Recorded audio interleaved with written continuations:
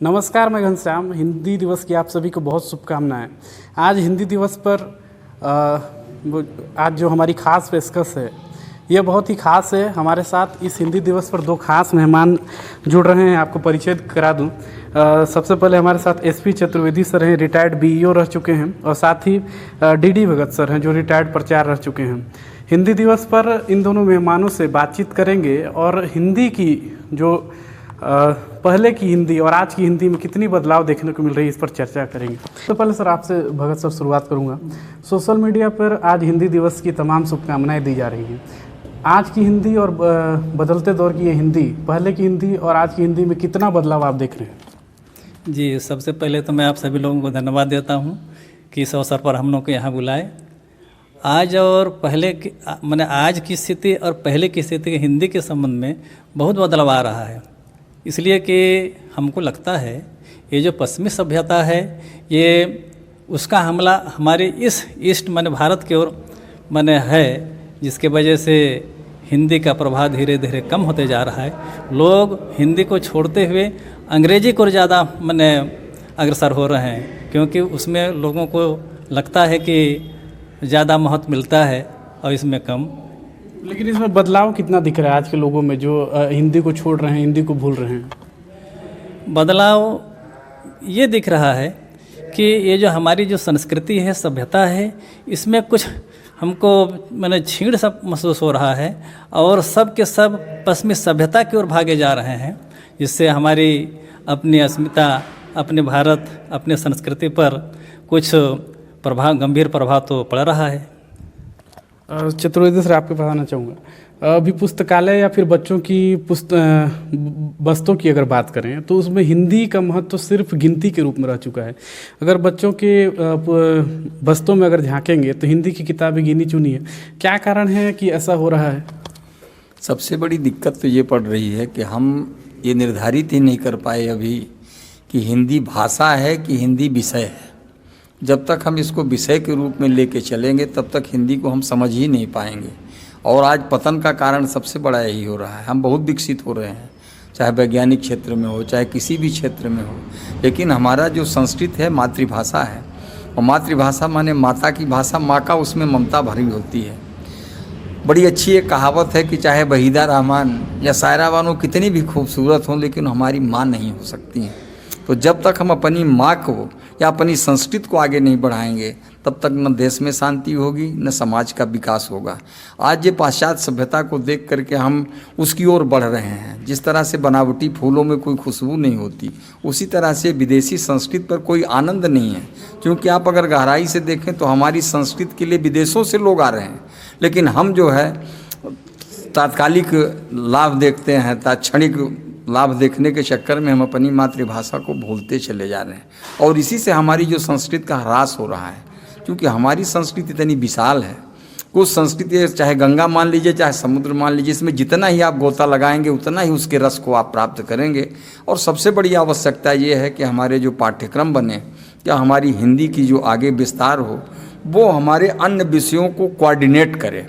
क्योंकि हिंदी एक स्तंभ है विकास का, और जब स्तंभ भी खंभा ही नहीं खड़ा होगा तो कितनी ऊंची छत आप बनाएंगे, चाहे किसी से भी बनाएंगे, टिकाऊ नहीं होगा। इसी कारण आज सामाजिक विध्वंस हो रहा है।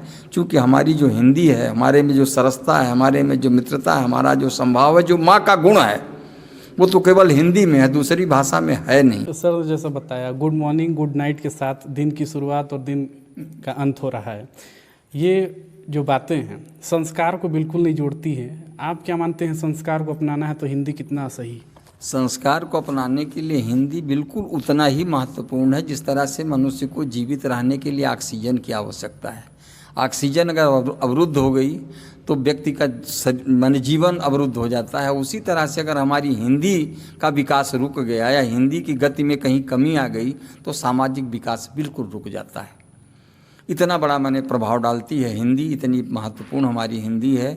और यही एक इसमें सरसता है कि जिसमें हम आगे बढ़ कर के ही विश्व का कल्याण कर सकते हैं। बाकी किसी भाषा में इतना शक्ति नहीं है, इतनी सामर्थ्य नहीं है कि वो सबको सहेज सके, सबको समेट सके। तो ये कारण पड़ता है इसमें से। और यही हम अपेक्षा भी करेंगे आज के दिवस पर कि शासन या प्रशासन, जहाँ तक हमारी माने विनती पहुँचे, भाव पहुँचे कि हिंदी को इतना सशक्त बनाया जाए। और एक बड़ा अच्छा किसी वक्ता का मैंने स्टेटमेंट में सुना था कि हमारा हिंदी का लक्ष्य ही निर्धारित नहीं हो पा रहा है कि है क्या, कि हमको क्या देना। जैसे आप विज्ञान पढ़ते हैं तो विज्ञान का लक्ष्य है डॉक्टर जब बनेगा, इंजीनियर बनेगा, या मान लीजिए अन्य किसी वैज्ञानिक हो गया तो मिसाइल बनाएगा।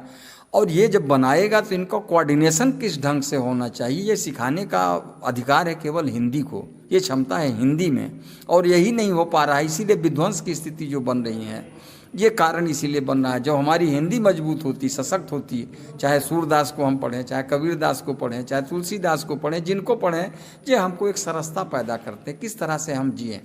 एक अकेला तुलसीदास की रामचरितमानस को आप उठा के देखिए, जीवन के हर पहलुओं पर विकास डाला है और किस ढंग से समाज को आगे ले जाया जा सकता है, कैसे रामराज्य स्थापित हो सकता है, ये केवल हमारे हिंदी के ही साहित्य में है। बाकी किसी साहित्य में आप देखें तो इस प्रकार के लेख नहीं मिलेंगे, इस प्रकार की रचनाएं नहीं मिलेंगी जो समाज को, देश को समाहित करके उसका समुचित विकास में सहायक हो सकें। जैसे भाषा की सरसता, सुंदरता की बात आपने की, लेकिन अभिभावक इसकी ओर बिल्कुल ध्यान नहीं दे रहे हैं। अभिभावकों के मन में बिल्कुल एकदम बस गया है कि इंग्लिश मीडियम स्कूल में भेजना है।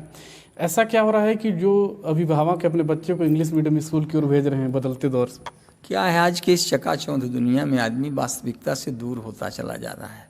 हिंदी का प्रभाव जो है अस्थायी है और इसमें ज़्यादा संयमित होने की आवश्यकता है। क्योंकि विदेशी कल्चर में आप उठा करके देखें तो जहाँ पति पत्नी हुए तो परिवार से संबंध टूट जाता है, माता पिता के लिए अनाथालय की व्यवस्था हो जाती है। उसी तरह से हमारी संस्कृति, जहाँ हिंदी हमारी कमज़ोर होती है, उसी को देख करके लोग उस पैटर्न पर थोड़े से हल्के सुख के लिए इस विशाल आनंद को भूल जा रहे हैं और इसी से परेशानी पैदा हो रही है। क्योंकि उसमें एक चमक दिखती है, हल्की सी चमक। जैसे हम विरोध नहीं करना चाह रहे हैं, चाइना सामान आप देखिए, देखने में बड़ा सस्ता में मिलेगा, बड़ा अच्छा भी दिखता है, लेकिन चंद्र समय में जब टूटता है तो उसकी रिपेयरिंग की कोई गुंजाइश नहीं होती है।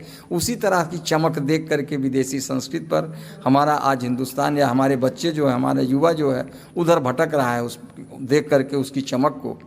जैसे आप थोड़ा सा और आगे बढ़ें, फिल्मिस्तान पर आप जाइए, उनकी फिल्मी दुनिया को देख करके बड़ा अच्छा लगता है कि वाह भाई, इन्हीं की ज़िंदगी वास्तविक। लेकिन इनके करीब जब घुसें तो रोज़ सुसाइड की घटनाएं पैदा होती हैं, रोज़ डाइवोर्स की पैदा होती है, लिविंग मैरिज के चांसेस ज़्यादा बढ़ते हैं। तो चूँकि इसमें आर्टिफिशियल चीज़ में चमक ज़्यादा होती है, इस कारण इस चमक को देख करके लोग उस तरफ भटक रहे हैं और अस्थायी सुख से विचलित होते चले जाते हैं। तो जो सार्वजनिक कार्यक्रम होते हैं उसमें इंग्लिश मीडियम स्कूल के भी जो बच्चे रहते हैं, जो इंग्लिश बोलने वाले बच्चे रहते हैं, अगर हिंदी में कोई कार्यक्रम हो रहा है या भाषण हो रही है तो बड़े ध्यान से सुनते हैं, लेकिन उसके बाद भी इंग्लिश की ओर उनका लगाव है। क्या इस तरह के सामाजिक कार्यक्रम से लोगों के मन में बदलाव हो सकता है? जी बिल्कुल बदलाव हो सकता है। अगर सामाजिक कार्यक्रम हो और हिंदी के संबंध में सही जानकारी इनको दिया जाए तो निश्चित तौर पर इस ओर आकर्षित हो सकते हैं। ये तो अंग्रेजी तो ऐसा भाषा है जो केवल रटे रटाए रटाते भी हैं और केवल उतने तक सीमित रहते हैं, लेकिन उसके लाइफ में, जीवन में सबसे ज़्यादा प्रयोग हिंदी का ही लोग करते हैं। ये हिंदी के लुप्त होने में सबसे बड़ा कारण क्या मानते हैं हम? हिंदी का लुप्त होने का सबसे बड़ा कारण तो ये है कि आज जैसे हर व्यक्ति को, मेरे हिसाब से, मेरे विचार के अनुसार, मैंने रोजगार के अवसर अगर होते हैं तो सबका तो रहता है, लेकिन जो हिंदी बोलता है उसको ज़्यादा प्राथमिकता दी जाती है, ऐसा मैंने हमको लगता है। और वो टैलेंट माना जाता है और उसका भाई आगे बढ़ता है, उसका रोजगार वगैरह अच्छा मैंने मिलता है उसको। पीएससी या यूपीएससी, विशेष करके यूपीएससी में देखा जाए, हिंदी भाषी या हिंदी बोलने वालों को इनके मैंने 3% और शेष जो अंग्रेजी बोलने वालों का जो शेष % है उनके लिए मैंने सेलेक्ट होता है ये, जिसकी वजह से लोग आकर्षित उधर होते हैं और इधर धीरे धीरे कम होते जाता है। ये वजह हम मानते हैं इसको। सर, आप जब विकासखंड शिक्षा अधिकारी थे उस समय क्या दौर था? शिक्षकों की मानसिकता हिंदी की ओर ज़्यादा बढ़ती थी या फिर शिक्षक भी जब आपसे बातचीत करते थे तो इंग्लिश के कुछ वर्ड यूज करते थे? इंग्लिश का वर्ड तो इस तरह से कुछ घर कर गया है कि लोग उसको बोलने में ज़्यादा आनंद महसूस, जैसा माने टैलेंट महसूस करते हैं कि हमें ज़्यादा इंटेलिजेंट होने के चक्कर में इंग्लिश का समावेश ज़्यादा करते हैं। और इसके पीछे जो हमारी सोच है और जहाँ तक हमारा अध्ययन है कि जब भारत स्वतंत्र हुआ तो कुछ शर्तों पर स्वतंत्र हुआ था और उन शर्तों के साथ ये कुछ ऐसे सिस्टम डाल करके गए हैं कि हम अपने सिस्टम को अडाप्ट ही अभी तक उसको खोज ही नहीं पाए। और इसी से जो अच्छे माने बड़े क्लासेस हैं, बड़ी सर्विसें हैं, जैसा कि सर अभी बता रहे थे, उसमें सब इंग्लिश से ही उपलब्ध हैं। जितने लिटरेचर हैं, साहित्य हैं, अधिकांश वो सब इंग्लिश में उपलब्ध हैं। तो लोगों को ये लगता है कि इंग्लिश के माध्यम से हम उसमें सरलता से उसको अचीव कर सकते हैं। और चूँकि जब तक हिंदी में सब उपलब्ध नहीं होगा, अब तो चलने लगा, जैसे कोर्टों में भी फैसले होने लगे और चलने लगा, लेकिन आज भी जो है बड़े बड़े इंटरव्यू है, बड़े बड़े पदों पर लोग इंग्लिश को ज़्यादा महत्व दे रहे हैं। और ये सोच करके ही अभिभावक का भी रुझान उधर बढ़ रहा है। और थोड़ा समाज में आज ये मानते हैं लोग, जो हमारा पुराना पहनाव ही आप देखिए तो पुरानी संस्कृति से लोग सोचते हैं कि ये पिछड़ापन कम वो होता है, प्रदर्शन करता है। तो ये नई सभ्यता को अडाप्ट करके लोग सोचते हैं कि हम काफ़ी विकसित हो चुके हैं। और उसी विकास के चलते आप ये देख रहे हैं कि माता पिता से भी लोग आज तक हेलो हाय करने लगे हैं। वो अपनी चरण छूने की परंपरा को बिल्कुल वो समाप्त करते चले जा रहे हैं। तो उसके पीछे सबसे बड़ी चीज़ यही है कि ये जो ऊंची चीज़ें जो हमारी हैं, बड़े पद जो हैं और बड़े कार्यालय जो हैं, उन पर अभी भी वो जो है ब्रिटिश गवर्नमेंट का प्रभाव पड़ा है।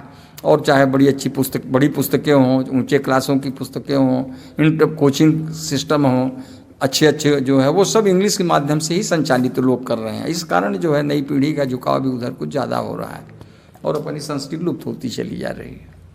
बहुत ही सुंदर बातें आप सुन रहे हैं। कहते हैं कि बुजुर्गों के मुख से सुनी ही दो बातें आपके लिए बहुत ही लाभदायक सिद्ध होती है। एक ब्रेक के लिए रुकेंगे, इसके बाद और भी चर्चा जारी रहेगी।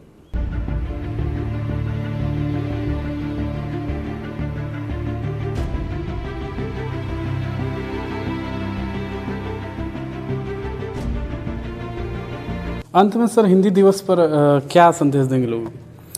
संदेश मैं यही देना चाहूँगा कि ये जो हमारी हिंदी भाषा है, ये मातृभाषा, और ये कहूँ कि ये हमारी ये संस्कृति है, ये सारे जीवन की जड़ यही है। अगर इसको लोग भुला जाएंगे या इस पर ज़्यादा अटैक्ट नहीं होंगे, उधर जाएंगे, अन्य भाषा की ओर जाएंगे, तो निश्चित तौर पर कुछ दिन का चमक रहेगा। इसके बाद में फिर गिर करके फिर इसी भाषा में फिर आ जाएंगे, इसी संस्कार, इसी संस्कृति में आ जाएंगे। तो मैं संदेश यही कहना चाहूँगा कि लोग हिंदी भाषा सबसे ज़्यादा सीखें और इसका जीवन में उपयोग करें और इसको बढ़ाने का हर संभव प्रयास करें। अभिभावक भी अपने बच्चों को हिंदी की ओर ज़्यादा ध्यान दें ताकि यह हिंदी फले फूले और अपनी संस्कृति बचा रहे, बरकरार रहे। जीवन में मिठास भरना है तो हिंदी बहुत ही महत्वपूर्ण होगा। एक दो लाइन के साथ आपके इस जो है इंटरव्यू ख़त्म करना चाहूँगा। जैसा कि हमारी मान्यता है कि हिंदी मातृभाषा है, माने माँ की तरह भाषा है, सब भाषाओं से बड़ी विशाल हृदय की भाषा है। और इसमें जिस तरह से व्यक्ति को सुख शांति के लिए माँ की गोद उपयुक्त मानी जाती है, उसी तरह से अगर जीवन को सुखमय बनाना है तो हिंदी के गोद में आना ही पड़ेगा। और हम तो अपने भारत की बात नहीं करते, पूरे विश्व को अगर शांति चाहिए तो हिंदी भाषा को उसे अपनाना होगा। चूँकि जितने भी शांति के रास्ते हैं और शांति का मार्ग हिंदी के माध्यम से ही बताए गए हैं। चाहे हम अपने कबीर जी को ले लें, तुलसीदास जी को ले लें, चाहे अपना गीता ले लें, जितने भी अच्छे अच्छे माने समाज सुधारक शास्त्र हैं वो सब हिंदी में उपलब्ध हैं। और हिंदी एक ऐसी भाषा है जो व्यक्ति का विकास कर सकती है। इसलिए सबसे आज के दिवस पर हमारा सबको नमन करते हुए प्रार्थना भी है, गार्जियनों से भी है कि एक अल्पकालीन चकाचौंध की ओर न बढ़ें, वो अपने अस्थाई सुख की खोज में हिंदी से जुड़ें और बच्चों का बचपना ज़बरदस्ती दूसरे की भाषा को थोप करके उसका बचपना न नष्ट करें। और इसी में सुख शांति मिलेगी कि हिंदी को एक संबल संपुष्ट किया जाए, क्योंकि ये संस्कृत का एक आधार स्तंभ है और बिना इसके विकास के संभव नहीं है। सुख शांति ही मिलना असंभव है। बिल्कुल एक छोटी सी बात, जिस तरह से मनुष्य के जीवन के लिए ऑक्सीजन आवश्यक है, उसी तरह से समाज के विकास के लिए, समाज को जीवित रहने के लिए, सुदृढ़ रहने के लिए हिंदी आवश्यक है। इसलिए हिंदी को नमन करते हुए और सबसे यही प्रार्थना करता हूँ कि हिंदी मातृभाषा को अपनाएं और अधिक से अधिक इसके जीवन चर्या में उपयोग करें। बहुत बहुत धन्यवाद आप दोनों का हमसे जुड़ने के लिए। तो आपने सुना हिंदी का अच्छा खासा ज्ञान रखने वाले दोनों वरिष्ठ हमारे साथ, वरिष्ठ रिटायर्ड बीईओ और वरिष्ठ रिटायर्ड प्राचार्य जो हैं जुड़े थे। हिंदी के बारे में बहुत ही अच्छी बातें इन्होंने बताया कि अल्पकालीन जो है सुख की चाह में मत रहिए। अगर सुख चाहिए जीवन भर का तो हिंदी के रस में घुस जाइए। हिंदी से संस्कार तो मिलता ही है, व्यवहार भी मिलता है और सब कुछ मिलता है। आनंद ही आनंद है हिंदी भाषा को अपनाने में। आज हिंदी दिवस है। सोशल मीडिया में बधाई देने के साथ साथ आप अपने बच्चों को संस्कार से भी जुड़े रहिए। मीडिया 24 न्यूज़ के लिए बलरामपुर छत्तीसगढ़ से घनश्याम सोनी।